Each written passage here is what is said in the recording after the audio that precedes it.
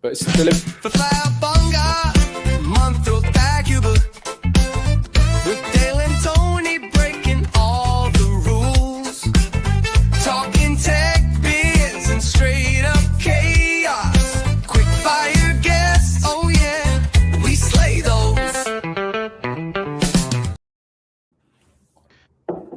Good afternoon. My name is Dale Rodriguez, and this is Flabonga Monthrothacube. With me today, I've got my banging co-host, Tony Stevenson. we've got our awesome mystery guest, Lee Stallard. surprise motherfuckers. Who else was it going to be? Like, it could have been someone really interesting. No offense, Lee. Could have been. But As if it'd been like the king or something, you know. that would have been incredible. Hey, The questions I would ask him. You know what? He'd never be on the show because someone would vet it and go, "You can't be on this show, King Charles. Yes. You can't Definitely no. mingle with these peasants and their foolishness." So Did shout miss out an to opportunity though to use some sort of AI generator that I could have come on as the king, but it's just a trick. Just like a wobbly face, just starting. Yeah. yeah, like for like 1980s kind of CGI, like, it's like Yeah. Animorphs kind of thing. First of all, shout out to Elle Noble. She had to drop off last minute yesterday for personal reasons. Yeah, so sorry she couldn't be with us. She will be back at some point. So all of you who are waiting to hear from Elle, very sorry. But is Lee equally as good? I mean, he is good, but is he equally as good? We only have 10 out of 10 guests, so they're all the best guests we've ever had. That is not true. We have some shite It's not guests. true. It's not true. I'm not naming them, but some guests are better than others. Some of the rubbish ones you got back on as co-host. Yeah. We could get more juice out of that guy, I'm sure of it. He's got potential somewhere. Right. So normally I'd be like, just so you know, we now have a sponsor, Nomad Flow, blah, blah, blah, blah, blah. But for those of you who don't know, Lee is the owner / founder of Nomad Flow. So Lee, you get something special. You get a 60-second elevator pitch, which I don't give to everyone else. 6 seconds. All right. Go. All right. So the biggest problem in the accounting tech space, in my opinion and in my experience, is activation. So people buy stuff, they don't use it. Same as when people buy gym memberships and they don't use them, or when they buy books on Kindle or whatever and don't read them. Same issue here. And it is not a product issue. It's not a training issue. It's not a technology issue. It's a behavior change and habit issue. And so I call that the activation gap. And it's a big problem because it slows the revenue growth of vendors down. It slows accountants and bookkeepers down from getting value. And ultimately that trickles through to small businesses. So Nomad is about closing that activation gap. And we work primarily with vendors at the moment to help them make their onboarding and experience easier to work with.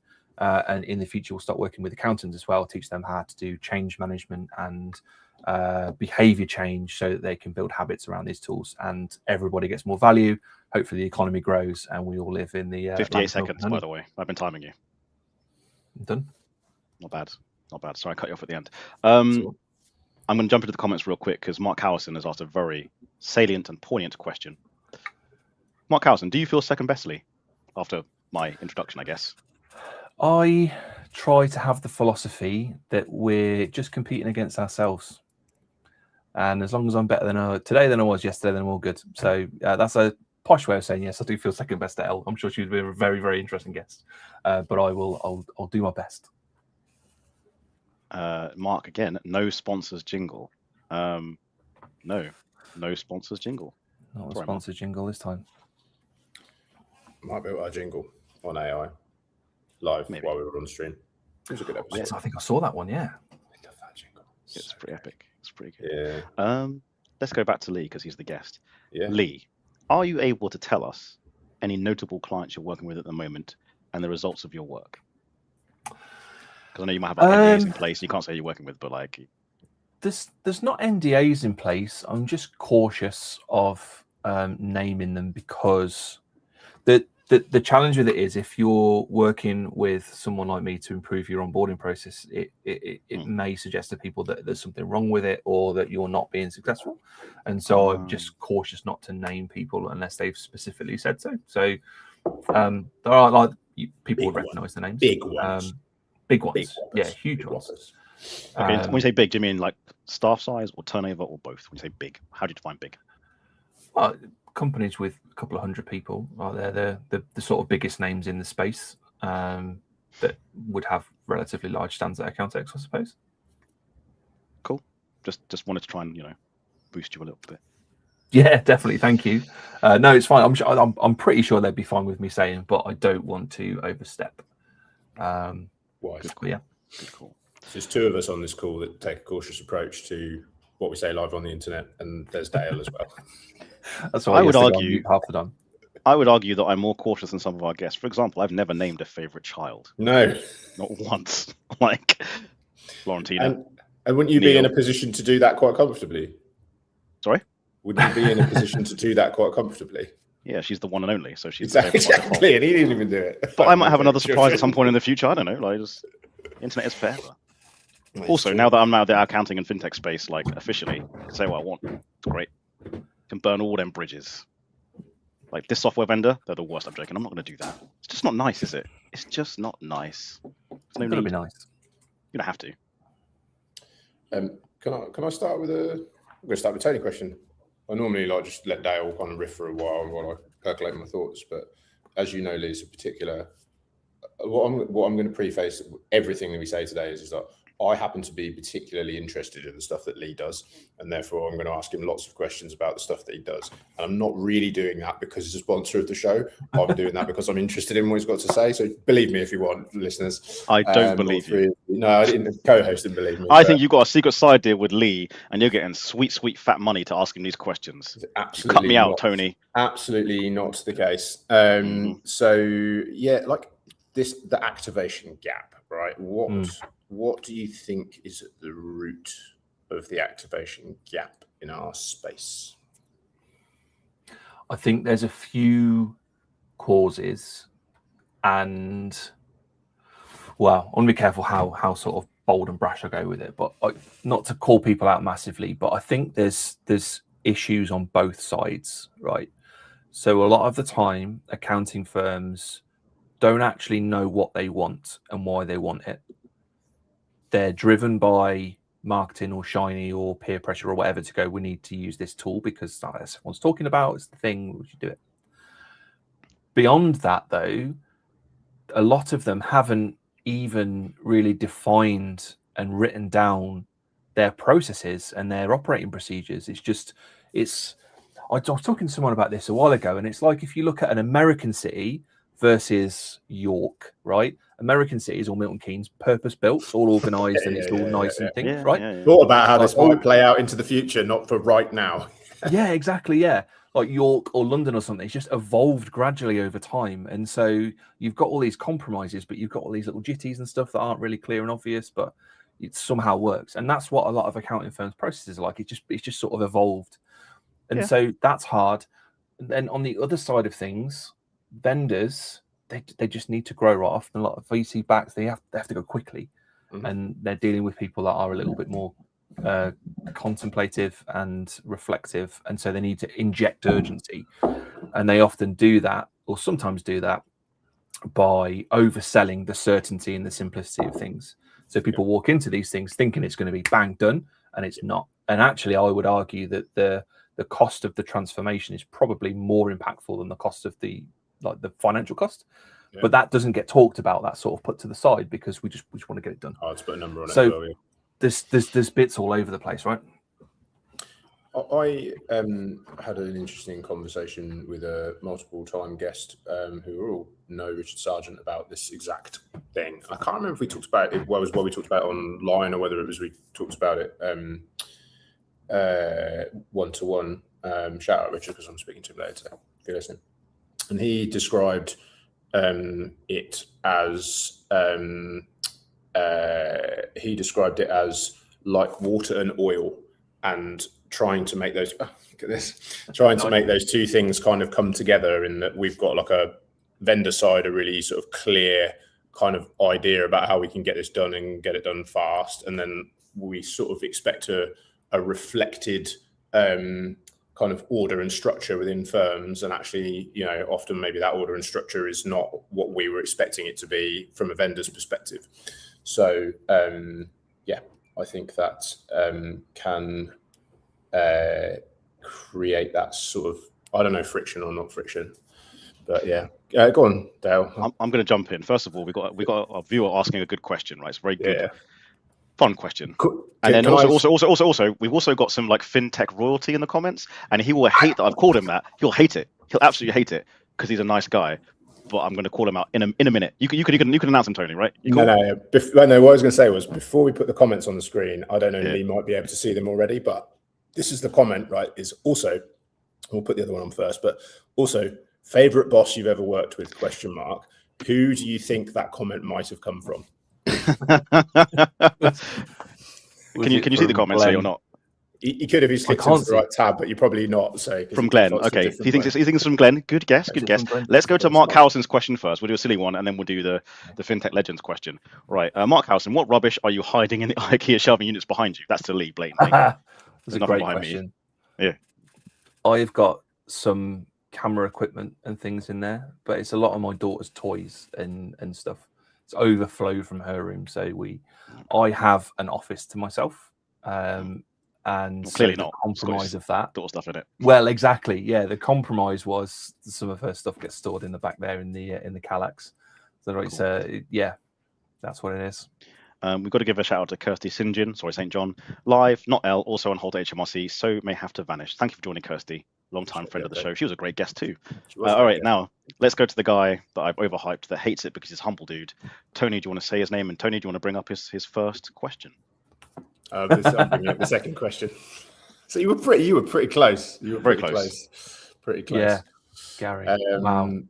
And this was Gary's first question. Hi, shout out to Gary as well. We need to read it just in case people aren't watching. Does Lee think there could be a parallel with the cloud accounting activation gap and the perceived lack of ROI with our AI projects? ROI. So when you look at behavior, and pull me back if I get too much into the weeds of this, right? No, I will definitely pull you back. Here that I've been reading. So this book here that I've been reading is called the Behavior Change Wheel, and it talks about all of the elements that need to be involved for people to do and complete certain behaviors, right?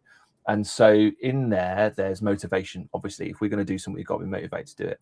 And there's reflective motivation, and then there's automatic motivation. So reflective motivation is when I sit back on a Sunday and think, what am I going to do this week? Is an AI project going to give me an ROI or not? That's reflective motivation. Like, I think it's a good idea or I don't. That's very different to what happens in the moment when you then sit down on a Thursday morning and go, I've now got to do this job in a different way. And so, yes, the perception or a perceived lack of ROI could be causing the activation gap. But I'd probably argue that if you don't see the ROI on something, you're not going to start in the first place. You don't have the activation gap. It's a different problem. It's just they're not buying in the first place. Can I add to that as well? Go on, Dale. It's kind of back to what you said previously about accounting firms not having standard operating procedures, right? And how they've grown in a nebulous way, like London. If you don't already have some kind of process, some kind of median process, it's very hard to put AI on top of it. Like AI, in my observation, requires some kind of structure. If you throw AI on lots of random kind of partnership, I do it this way, this person does it this way, this office is different, it doesn't work because my observation is it needs some kind of standardization in a practice. Yeah. And if you don't have that, so the activation gap for AI is slightly different because the AI activation gap is somewhat beholden to the cloud accounting or the actual systems workflow you have to do first. That's my theory on that one. I guess so. And just rereading Gary's question, I suppose there's another way to look at that, which is probably what he meant, and I might have thought about it the wrong way. But like the fact that there's such a lag in value in the cloud accounting activation gap, does that then make people look at AI and go, well, cloud didn't really work, so AI probably isn't going to? Whereas in fact, it does work. It's just there's that missing piece. So yeah, it probably could be one leading into another. And there is in change management is the idea that the more like stalled or failed change projects you go through, the more resilience people build against change. They're like, we're not going to do it now because we've tried it 5 times and it never did. So people will just sit back and not bother. So there could be an element of that in there as well. More importantly, though, you need to answer the question: who is actually your favorite boss you've ever worked with? You guessed who might have asked the question. You didn't actually answer. Yeah, it's going to seem like but it is Gary. Really? Because you're self-employed, so surely you're your favorite boss. No, I'm an awful boss. I'm terrible. Is it I'm also just scatting all doesn't over that in the absence of that, doesn't it default to Mrs. Stallard becoming your sort of pseudo proxy boss, right? Hence the kids' toys in your office, right? Oh, exactly. Tony, who's the favorite boss you've ever worked with? That's a good question. Let's go round. Well, I've got to say Stuart. It's my current boss, right? So I've worked with some really good bosses, and I've worked with some not so good bosses. And I think that what I take from it is that like whatever era that you're in at that particular time, you can get different things from different bosses. So I might have had like a good boss at a particular time in my career when I needed them to be a certain thing to me, and at that time they were great. So I used to work for this guy called James when I was in practice, and James was he'd be a great guest actually. He is if you're listening, James, which is highly unlikely, but if you are listening, he was a lovable old rogue, just like a fabulous guy. We'll tag him later. Yeah, and he was very similar to me. He'd started out in practice and decided that it wasn't for him quite early. Had done about a decade, as long as I did, and then he got to a point almost when he was managing me. I was at that point as well of like inflection. And we sat down and had this honest conversation one day about how he was like, I just can't quite get under your motivations because work seems to be quite low on your list at the moment. And I explained to him that, you know, I'd kind of wanted to move into something slightly different. And he was like, all right. He said, I think you're going to struggle because you're quite old now. I was 29 at the time. He's like, you're quite old now. So I think you're going to struggle with this. He said, I was in exactly the same place. And basically my decision was to actually take work seriously and like knuckle down. But I understand, and we came to this kind of gentleman's agreement that from 9:01 to 5:30, I would give him a really solid shift and put my best in, but that like I wasn't too interested in sort of like, you know, the advisory, the bells and whistles. Like I was more than happy to turn up and do a good shift, but that you know, at that time, I was looking for something else, and he really like supported me in that transition by sort of like covering for me and making sure that I was, you know, kind of not handed stuff that, you know, didn't fit with my program that caused friction. So like he was just brilliant for me in that particular moment. So yeah, there's been a whole bunch of them. Pete, Graham, Kev Lord, Stuart, you know, like they've all taught me valuable lessons at a time when I needed to hear those valuable lessons. So I genuinely, I know I'm bad for this, but I genuinely couldn't pick a favorite because at that time, so many of them I needed for whatever was going on at that particular time. Tony, you've touched on something there and you've kind of explained it, but I'd like to ask the question to people who are watching and to Lee. What values make a good boss? You talked about your favorites, but what makes a boss good? And you kind of mentioned it, Tony, but can you narrow it down?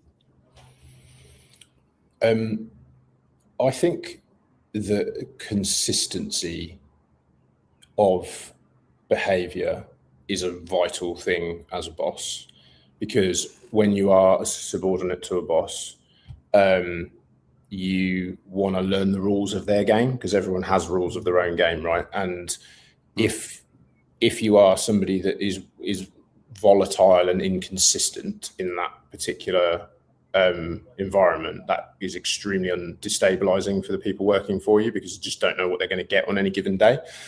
I also think that like praising specifically, criticizing generally, and trying not to get too kind of like wildly excited about the wins, or too like kind of, you know, horribly personal about the lows and stuff, and remembering that, you know, ultimately, you know, these things pass and they feel big in the moment, but, you know, when things go wrong, you know, we need to fix them, learn from them, and, you know, it's extremely rare in the working environment where somebody deliberately goes and does something to mess something up, you know.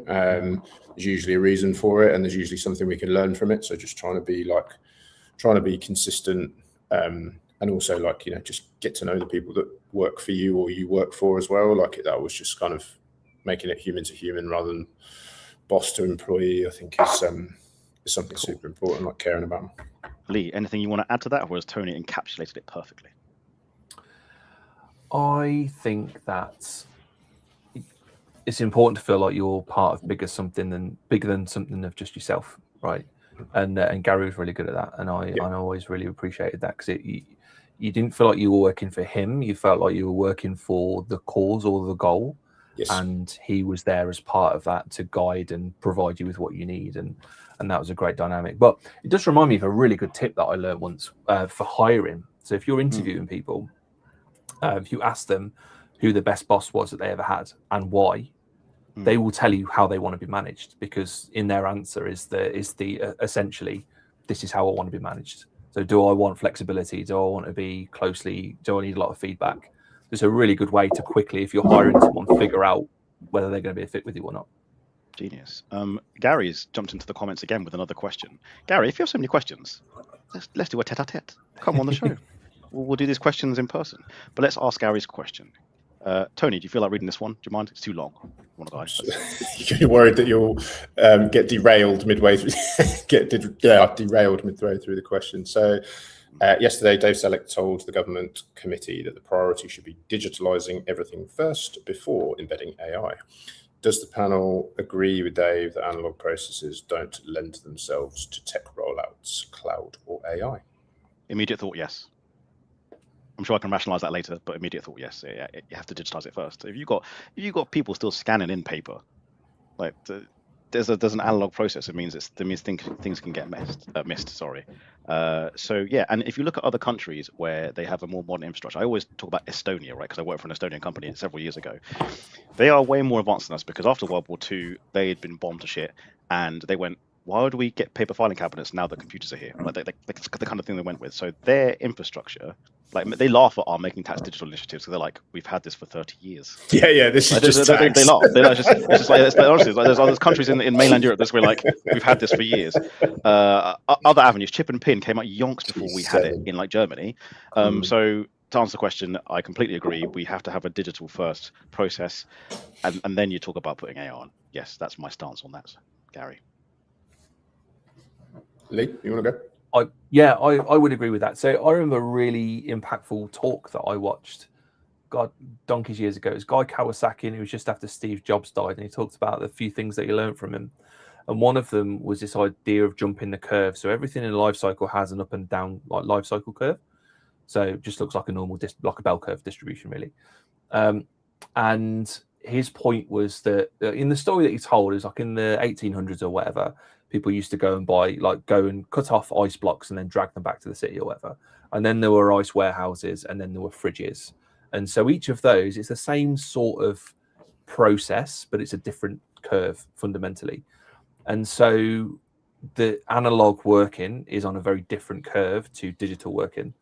And so you've got to take that step, because otherwise you just don't have the infrastructure there in place to make best use of these things. And all the best you can hope for is you're just tacking stuff on. So you're still using paper receipts, but you're just using AI to scan it. Like you've got orders of magnitude difference in terms of what you can achieve if you're still on the wrong. If you get onto the correct curve. Tony, your thoughts, good sir? Yeah, 100%. Yeah, I think a mistake that I've seen lots when working in previous roles and sort of implementing is the idea of essentially starting with that kind of, like, to use your analogy, like the kind of bell curve, and starting with that bell curve of analog, and then essentially kind of identifying some of the sort of nodes along that path, along that curve, pulling them out, and then trying to replace them in an analog fashion with a tool that wasn't analog, that was more digital. So the example I would use would just be your general ledger software. It was like ripping out Excel and chucking in, Zero, Sage, Free Agent, whatever it is that your GL of choice, but not really adjusting any of the kind of sort of infrastructure in terms of the processes that kind of fed through that piece. You only have to look at the activation of bank feed statistics that Xero put out each year, and it's in the 30s or early 40s percentage wise of businesses that have got bank feeds connected. But that's an analog process being a digital tool being used for an analog process. And if you continue to just kind of build more layers on top of that stuff at the bottom, then I can't remember if it was Lucy yesterday or Lucy who, for people who don't know? Lucy Cohen, sorry. Somebody on LinkedIn when I was browsing yesterday used the sort of idea of like, if you're taking AI as the sort of final accelerant of things, like if you've built bad stuff, you're just going to accelerate bad stuff to be even bigger and more dangerous and unwieldy in the first place, which just kind of worried me a little bit. So yes, to Gary's question. I have I two used to completely describe it non-sequitur as questions. Go on, So I continue. was just going to throw one more point on this. So I used to describe this back when I was in the midst of it a bit more day to day. It's just like strapping an outboard motor to a rowing boat and calling it a speedboat. It's just, not the same thing, is it? Right? No. It's just not. First question, Lee. Can we see you without your glasses on, please? You can say no. You can, yeah. I might give away my superhero identity if I do that, though. It's me, it's Lee. Remarkable how small people's eyes look when they take their glasses off. I assume it's you're short-sighted and that's why they're magnifying, making your eyes look bigger, correct? This makes me look cleverer. If you say so. And second one. Hey Lee, you can clip that one up. He's not going to clip it up. So for those who don't know, but part of our sponsorship is Lee does some of our clips, right? That's one of the deals we get. So if he doesn't clip up the funny parts that embarrass him, you know why. Second one is you have LinkedIn Premium. Is it worth it? I do. So this is exactly part of the problem that I'm trying to solve. I'm guilty of it myself. So I got a free 2-month trial of it and have not really used it and got much out of it.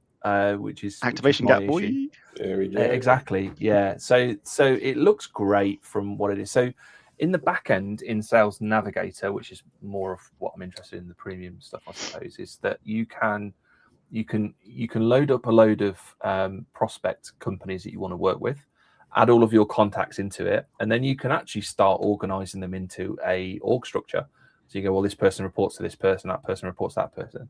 I think that's immensely powerful for, well, it's useful for me, but really useful for SaaS vendors, because what you find is if you go into a big firm and you've only got one sponsor or one champion for you in that firm, your connection is very flimsy. Whereas if you can go and start building relationships with multiple people, you've got a much better chance of being sticky in that company as a SaaS vendor. So it's, really useful from that point of view. But like anything, you've got to use it, right? I think that touches upon a point that Sam Horner made a couple of weeks ago about yeses being yeses and no's being no's, and why it takes so long accounting firms to make decisions. One part of that is if it's a larger firm, there are multiple stakeholders. Like there are just so many that you have to finesse. There are stakeholders that you didn't even know were stakeholders. There'll be a stakeholder that'll pop up And at you the worked 11th in hour. that firm. Yeah, you've got 95% of the work done. Like 3 people have said, yeah, someone signed something, and someone go, hang on a minute. You'll be like, who the fuck are you? Are you even in? Like, do you mean? Like, yeah. I won't name who it was because you probably wouldn't mind. But I remember going out to do an implementation with a firm many years ago, and there was like 2 people from each office, and we were sat around this table. It was about 30 of us, and we got to the last session. I was like, I was going to do like X for this last session, but I just think that there's a much more valuable thing that you can do. So it's like, shut laptops, everyone. I was like, tape recorders off. What is the problem? Because you lot are all like up for this. I can see this. You've got 20,000 clients and you've got like 15 on the platform. What's going on? And one of them was brave enough to answer my question and basically said, essentially the leadership can't agree on this as a route forward. So we spent 6 months building out a new service line for the business to do all our digital stuff. And it would all like marketing had been involved, like it was all kind of scoped out, all the campaigns were ready to run. 2 days before, the managing partner got wind of the project, having kind of like waved it on without really considering it properly at the beginning, didn't think it would get anywhere. 2 days before they launched the digital brand, he was like, right, stop. I'm going through every single one of the clients in my portfolio and working out if this prejudices our relationship in any way, because I have, relationships project pulled. It never got to see the light of day in like that guys. I'm sure they went back round and repeated it into the future. But this was, and they were like, just imagine how crushing that is to be like the person or the people that have worked on that project for that entire time, and at the last minute, it's just curveball comes out of nowhere and just chops the legs off it, and that was it. Yeah. There's another dynamic to that that's worth knowing if you're trying to sell into firms, right? Is that those folks that were driving that have been found to be in direct contradiction to the MD. So you're a bit exposed there, right? Probably not in that one because there's quite a few of them. But if you've only got one chief sponsor in a firm, they've got a huge weight on their shoulder, because if it goes south, it's going to come back to them personally. And Rory Sutherland talks a lot about this. And there's also that famous campaign that no one got fired for buying IBM. So you've got to contend against that all the time. And so if you can build more of a consensus by getting more people within that firm on the bus, they then share responsibility. It's not going to come back to one person. So they can sort of feel like, actually, we all thought this was good. And so that removes one of those psychological barriers to moving forwards, which is this sort of social pressure. That's why it also helped with clients driving that move to digitization as well, because then it's kind of like, well, we're actually not driving this. Like, when we're also not listening to the people that are selling this to us, we're listening to like, you know, our sort of North Star, which is, you know, the people that, you know, use us as a business, and this is what they want, and therefore it's a much lower risk punt to move to this particular product because we're being asked for it by the people that matter. So yeah, well, what switch there is doing nothing becomes a riskier option. Yes, absolutely. Because otherwise you're going to lose clients, right? So it's like, well, actually, if I did nothing, then I'm going to get my ass kicked. So I better do something now, you know? Going to jump into the comments real quick. Marcus Batson, long-time OG fan of the show. He was like fan number like 2 or 3 back in the day. Like, so we'll give him a shout out for that. Marcus Batson from Zama, by the way, good company. For a lot of firms, there's often a step needed before digitalizing, which is writing down the existing process and asking why each step happens and not keeping it all in someone's head. You are 100% right, Marcus. That's agreed. We concur. Will our normal off-piece questions work on you, Lee, because you've already had them? Or do you want me to try and step on Tony's toes and do the quickfire round off the dome? Oh, that's an interesting one. Yeah, let's go for it. Let's mix it up. Are you okay with this, Tony? Oh, mate, you crack right on. I love this kind of stuff. Mine won't be as good as you, by the way. Like, we'll see how this works. Okay, Lee. Red wine or white wine? Red. North or south? North. Burgers or sausages? Burgers. Cheese or grapes? Cheese. Apples or bananas? Bananas. Zero or free agent? Pass. Dale or Tony? Pass again. How many passes do I get? You get one more. All right. Okay. Blue or red? Blue. Yellow or green? Green. Sunny holiday or snowy holiday? Absolutely sunny. 100%. France or Germany? France. Football or rugby? Rugby. Pizza or pasta? Pizza. That's all I got so far. Thank you for humoring me. Appreciate it. That's all right. Good questions. They're not as good as Tony's. Like Tony, again, I always say, like, you know, a sensible question, a silly question, or a Tony question. And it's because the Tony questions are well thought out. And like I said, he often puts context ahead of the question, which really helps with answers. Makes it a good mix, though. You're a good team together. Yeah, we're a pretty good team. I really liked that, Dale. I thought that was exceptional, mate. And I think you've just talked yourself into giving our guests a selection choice. Do we want a Tony quickfire, which isn't really a quickfire, or do we want Dale's quickfire, which actually is a quickfire? We want Tony's quickfire because it's built with purpose and designed, and I thoroughly enjoy listening to it. And we both know I have to mute myself when you do it, otherwise I'll interrupt. It's a thing. But there's an edit of me being fully muted. Thank you very much. So all for it. That little. Florentina's back. She was on last week. Hi all, late to the party. Nice to see you, Lee. Stallard. She was awesome. She was also the food chat. Obviously, she does ERP migrations and stuff, which is a very rare skill in our industry, by the way. But the food chat was amazing. Brazilian pizza, never heard of it, and she told me about it. I was just like, "Yeah, keep talking foodie to me, baby." It was fantastic. It was good. Yeah, better than the Chilean pizza, right? Exactly. Yeah. Throwback. Where was it you got it? Was it in Bolivia or Chile? You got it in the end. It was in Chile, I think. Yeah. We'd come out of Bolivia.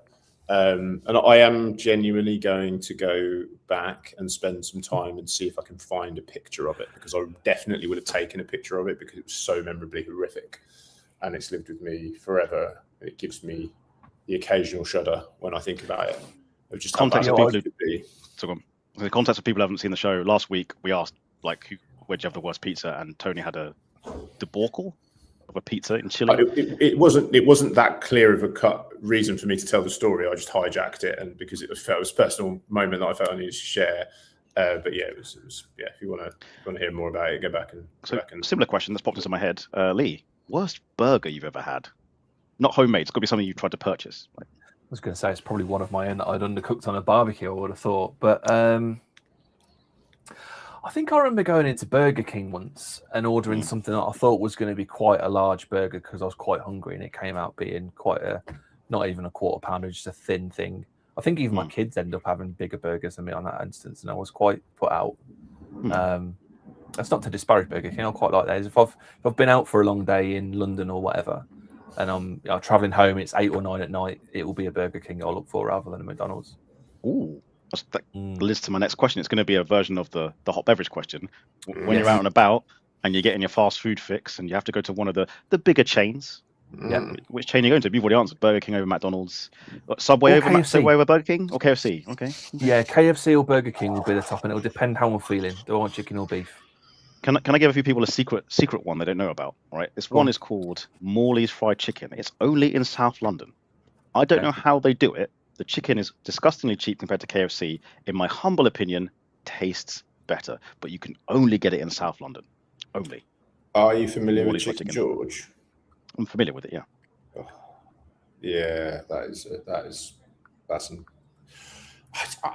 I swing. Sometimes I think it's amazing. Sometimes I think it's sort of not quite as amazing as I used to think it was, but it's like fried chicken, but they have all this kind of different sort of takes on fried chicken. So it's like there's like a Thai one, and then there's like a one with like a Rubicon mango sauce, and there's like a barbecue, honey barbecue with frazzles on the top of it, and like it is. That's too posh, mate. Morley's is like dirty south. Get that chicken. When I was a kid, hanging out with family and friends in London, we'd go chicken shop. I don't know how, we spend like hours there.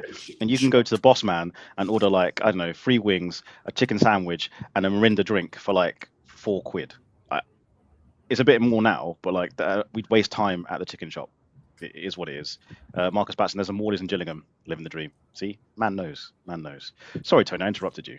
I really like this fast food line of questioning. What there is, just to throw one in, the best burger I've ever had. There's a kind of place, but it was just around the corner from Edinburgh Castle when I was up there, and yeah, just it's amazing. Just huge fat burger. How sober were you at the time? Because I feel like that. I was pretty sober. I was just just got off the train and just needed a little bite to eat, and it was incredible. Red Dog Saloon in London, banging burgers. Ooh. Burger and Beyond is pretty good. I've never been to a Five Guys either. That's still on the list of something I've got to try. I've never done that. You need to go just for the experience, just to know you've been ripped off, right? Don't get me wrong, their burgers are delicious, but like you need to go. Also, you can't go if you've got a peanut allergy because they cook all their fries in peanut oil. Oh, I'm good. I'm all right for that. That's fine.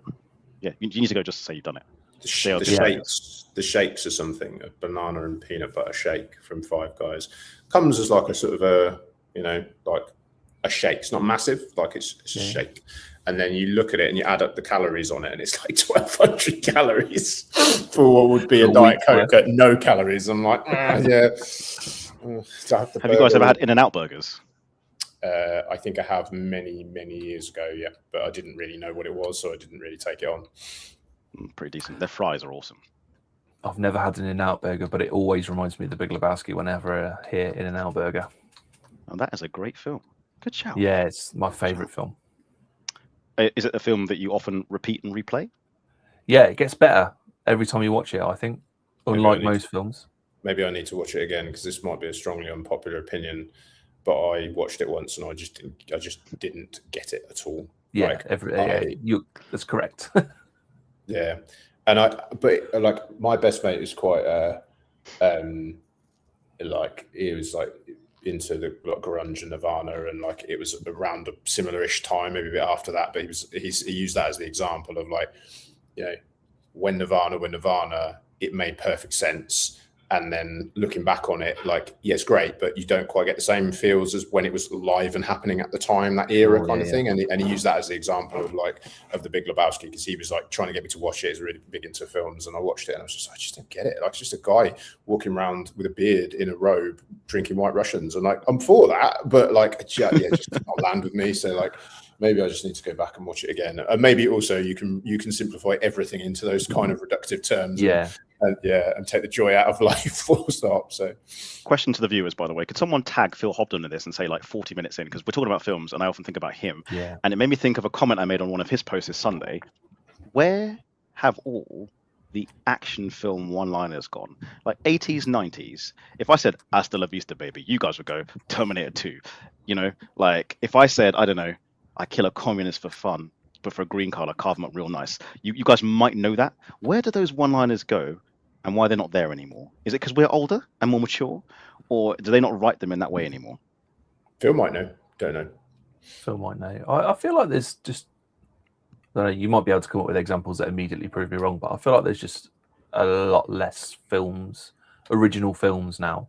They're all like sequels or remakes or things like that. It's like a safe bet from a film company. Like, oh, everyone liked Snow White, so let's just do a live action version of it, right? Rather than let's write something weird. Like, you know, Rocky would never get made now, right? Yeah. They just wouldn't take the punt on it. Sometimes when I go to the cinema and I haven't got my kid with me, I watch the kid film, because sometimes, more often, they've got a more original plot or story. Interesting. The Wild Robot, exceptional film. Great film. Yeah, that is a good film, actually. There is a trend among like highbrow, smart people to like look at Disney films and extract the storyline from out the Disney films, isn't there, and apply it to the real world. I don't have any examples, but I'm pretty sure Jordan Peterson does quite a bit of that. And they don't come off that favourably a lot of the time. So every time you watch an old Disney film now, it's got the disclaimer at the front, hasn't it, of like the various different factions of people that they've offended over the years. Yeah. I watched Aladdin a couple of months ago with my small human. It was like, this perpetuates stereotypes of people in the Middle East. And you're like, actually, yeah.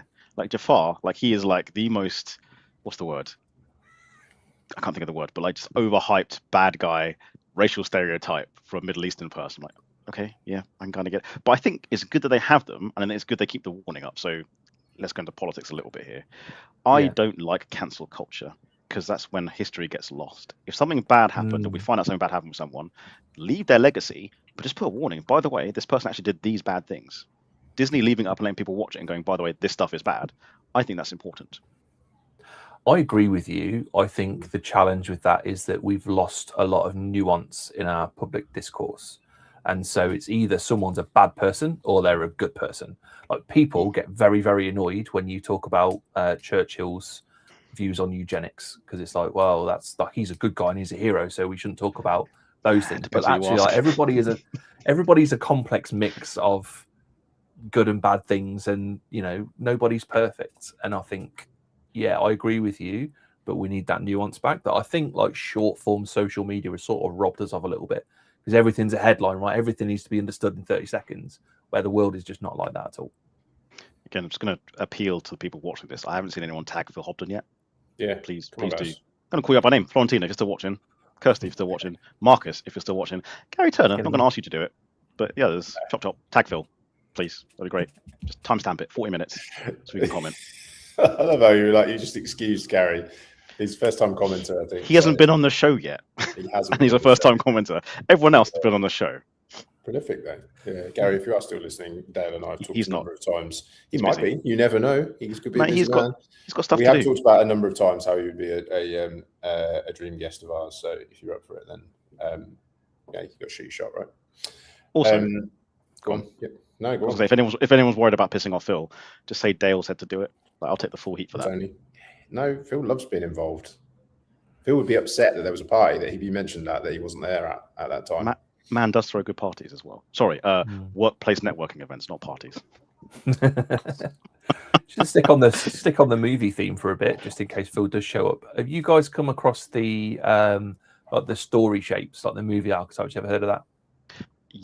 I think so. Is it like Shakespeare basically came up with 7 main story types hundreds of years ago, and all films followed those 7 narratives? Like, there's literally no other ones. Is that right? In Pretty Western much, media, yeah. I don't think it was Shakespeare, but there's certain folks over time that have just said, well, most popular stories that endure follow these certain shapes. Like, it'll be a rags to riches story, like Aladdin, or it'll be a rags to riches to rags story, or inverted, or whatever it is. They all follow these certain things.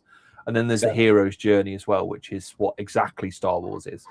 So it's exactly the hero's journey. It's just in space or whatever.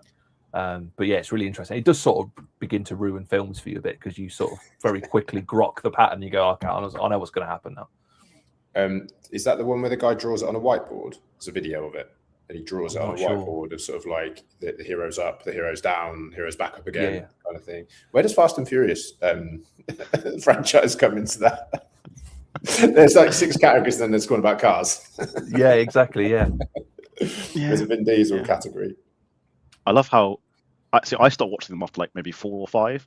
Obviously, I've seen clips and reels, and it's like I love how more and more outrageous they become in like the stunts. I think one of the last adverts I saw for like 9 or 10 was like the car blowing up, falling off, going off a bridge, and like Vin Diesel jumping out of another car and timing it perfectly to him landing the other car, and like no damage whatsoever. And I was just like, come on, guys, like come on. You know what I mean, like, come on. Yeah, it is switch your brain off sort of film, though, isn't it? It's just switch your brain off, enjoy.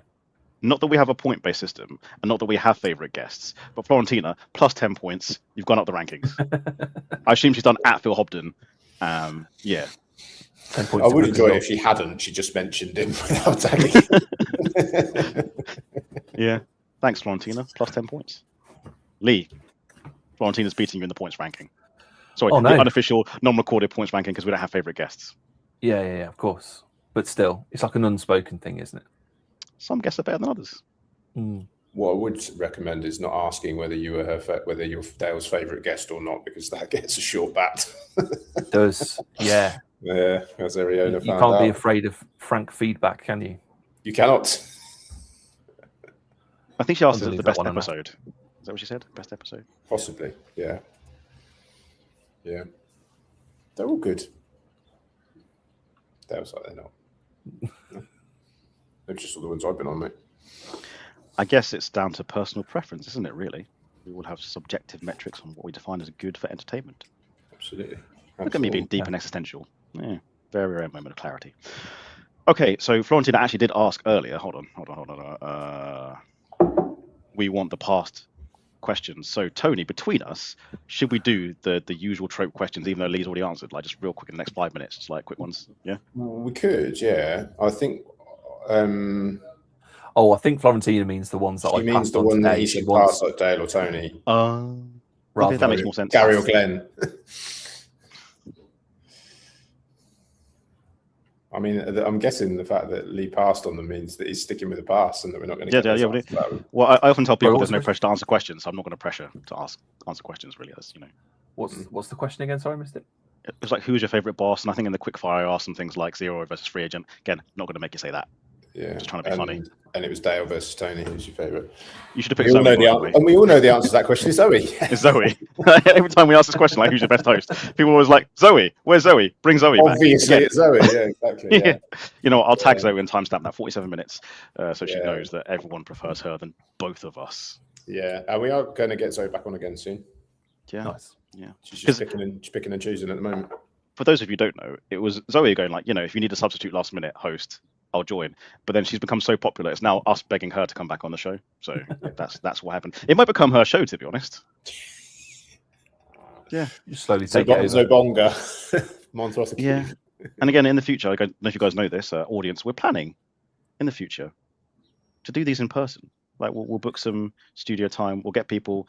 We'll book them for like 2, maybe 3 hours. Actually have a chat, do some solid editing. It means Tony and I can speak at the same time. We might even have more people on at once. We might do like a what's it called again? The Samoan Circle thing from Alternate Events. That's a great thing. You should hire out that chicken joint in South London you're on about and do it in there. Yeah, the hot wings. Like hot ones. I love the idea of Hot Ones, and I want to steal that idea. I'm not going to lie. If anyone doesn't know YouTube, there's a show called Hot Ones. They get celebrities who've got amazing media training, eating gradually hotter and hotter wings, and because the wings are so hot, they lose all their media training, and you get some very good answers from very known celebrities like, I don't know, Will Smith and Johnny Knoxville, and lots of famous people, depending on different industries. It's a great show. Ooh, Brilliant Beam Media. Just so you guys don't know, that's a company in Texas, which means it's probably like 6 a.m. for them, right? Something like that. They're never up this early. Thanks, Brilliant Beam. We're friends with them on YouTube as well. They give us love. We give them some love. They're like a media conglomerate. That'll be it. Rather than go to South London, we're going to be out. You'll be out into Texas, right? straight there. Texas Barbecue Live podcast. That I think would be a great like lived filmed experience of FM. Would be sort of like that's me and you doing Grand Tour style, right? Like a whole documentary.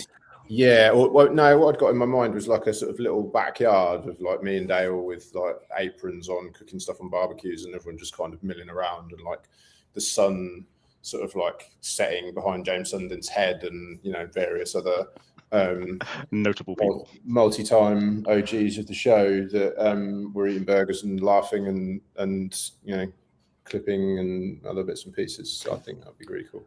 I've had another idea for the show. Sorry, go on, Lee. Mm-hmm. I was going to say, a little fintech meetup, film it, barbecue, Dale and Tony on the steaks. Sounds great. FM after dark, hidden behind a paywall. It's us drinking. It's us drinking and asking these questions. Like we will host it on our own platforms. It's not on YouTube. So it's stuff that I Tita are getting cancelled. Like it'll be stuff that will be unfiltered because I'll have a few drinks. Sound like fun? Terrifies me. How about this? Go on. As long as it wasn't live streamed, then that would be a. No, it can't be live streamed. We'd both get cancelled.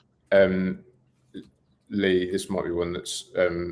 There's a rugby podcast called For the Love of Rugby, and it's got Ben Youngs and Dan Cole presenting it, and they're pretty I like what they do, and they've been doing it a little while now, and I feel like they've really found their groove. But they were doing presenting at awards sessions, and they're all in their tuxes with their microphones, and you can just feel like they're a bit boozy, and the excitement, and sort of you immediately feel like there's 2 or 3 more notches of freedom that they're feeling at the given time when they're doing these little interviews with various different people. Nice. And it's a fine line, isn't it? There's definitely a line somewhere.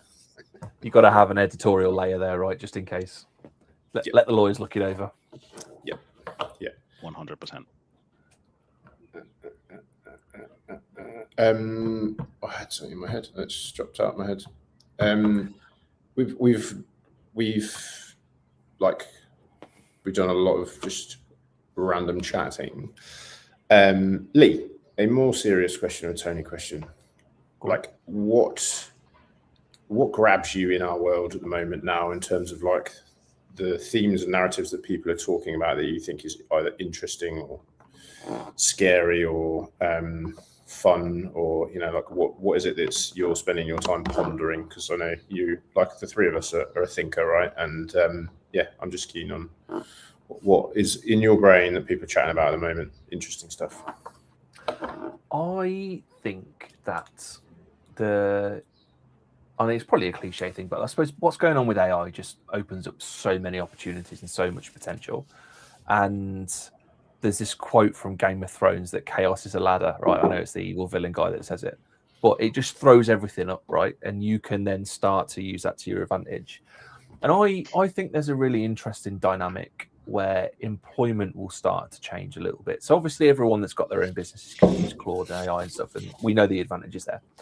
But I think that employees can come to the point where it's like, well, you're not just hiring me, you're hiring kind of a little team, but it's just that the team are little AI bots. I'm going to do this job. So if I'm a CFO or whatever I am, I'm going to arm myself up with all of these support tools so I can deliver double what I could on my own, and you're sort of paying for that.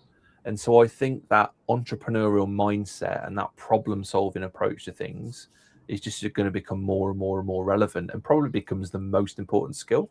Because if you're an employee and you use those things, you can go and figure most things out. So I think that will start to shift the job market a little bit. And employees will have to think a little bit more like that, I reckon. It's a great take. I've not heard that one before. Thank you. I realize we haven't done anything.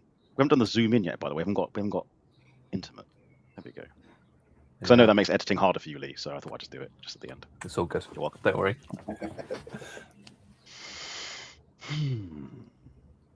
Comfortable silence. Comfortable silence. I'm very uncomfortable with uncomfortable silences. So I was going to say something I thought a bit ago, Tony, when you were saying you were going to go back to Chile.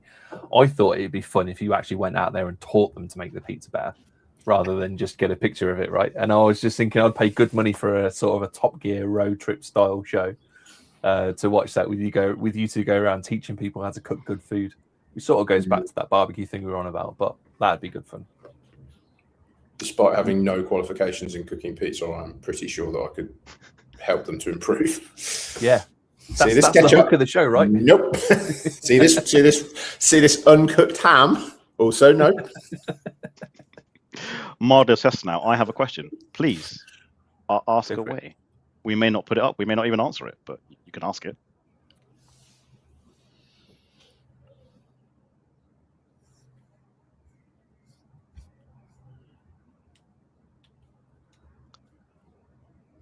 Mardev says now, working on quantum computing for our region, how is it for you guys in the UK? Who wants to go first on this? Because I've got opinions already, but happy to. I will go first. Not a subject that I'm in any way qualified to comment on, so I have nothing to say on this one. So punt to you two. I have a lot to say on this one, so happy to wait. I'll go because my thoughts are going to be fairly limited. So I was actually having a chat with Claude about this the other day. I was trying to understand how it works, and you got like superpositions and all that sort of stuff. And I was like, well, why does that? Won't everything become quantum? And it's like, no, it has to be at like really cold temperatures, and it's really difficult. It's only good for certain things. And then classical computing, which I found like a slightly offensive term, is still going to be more powerful for most things that we do, but it just opens up a lot of opportunities. But beyond that, I know very little. So quantum computing will be an absolute game changer. It could break a lot of things in terms of encryption.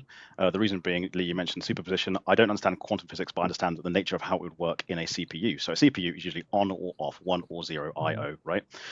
When you use a quantum computer, it can be 1, 0, or in between. That's the quantum part of it. And essentially, usually, I'm trying to use my fingers here, you've got a frequency. That's what megahertz and gigahertz are, up and down.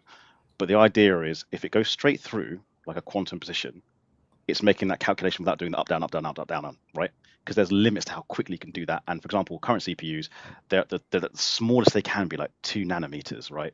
To actually pass through a current, so you can actually do that. So they're literally computers at their physical limitation. It used to be something called Moore's law, which meant the CPU processing power would double every 2 years, and it's been that trajectory. Quantum CPUs will blow all out of the water. When it comes to encryption, quantum CPUs will break a lot of things. So that's going to be a big game changer.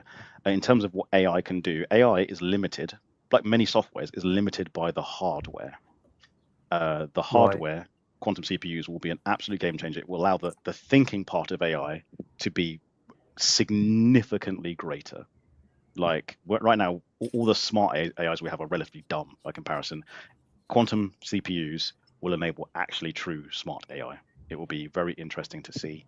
And yeah, because like, for example, the traveling salesman problem, right? I don't know if you guys are familiar with this paradox. If you have a person who has to go from point A to point B, straight line, shortest answer. If they have to go from point A, B to C, if B is on the way to C, you set that journey A, B, C. That becomes very hard to calculate when you get 20 different positions, right? Based on the directions you've got to travel. A quantum CPU will be able to do that in seconds. And the current CPU will have to take minutes, hours, and depending on how many variables you have, it's almost impossible. Quantum CPU will be able to do that very, very quickly. So it would be a massive game changer in logistics, in finance, in law, in comms. It will disrupt a lot of markets. But the problem is, like you say, Lee, they have to be really, really, really, really cold, and they're very expensive at the moment. Yeah. But then, so were old computers, right? You have to take a wall out to put a computer into a building when they were first created, and so now it's not, right. It's in your watch. So you know that sort of stuff changes. So not to go too tinfoil hat with it, but it does occur to me that if you had AI powered by supercomputer, you could probably generate quite a number of sentient-ish AI bots. And if you could do that, and you could do a couple of billion of them, you could sort of get into Matrix territory, right? Which correct. I don't think the Matrix is right. I don't think we're in a simulation. But if you were in a government organization and you wanted to go, well, we don't quite know how this is going to pan out. Like, what would happen if Donald Trump became president? How would that pan out over the next 10 years?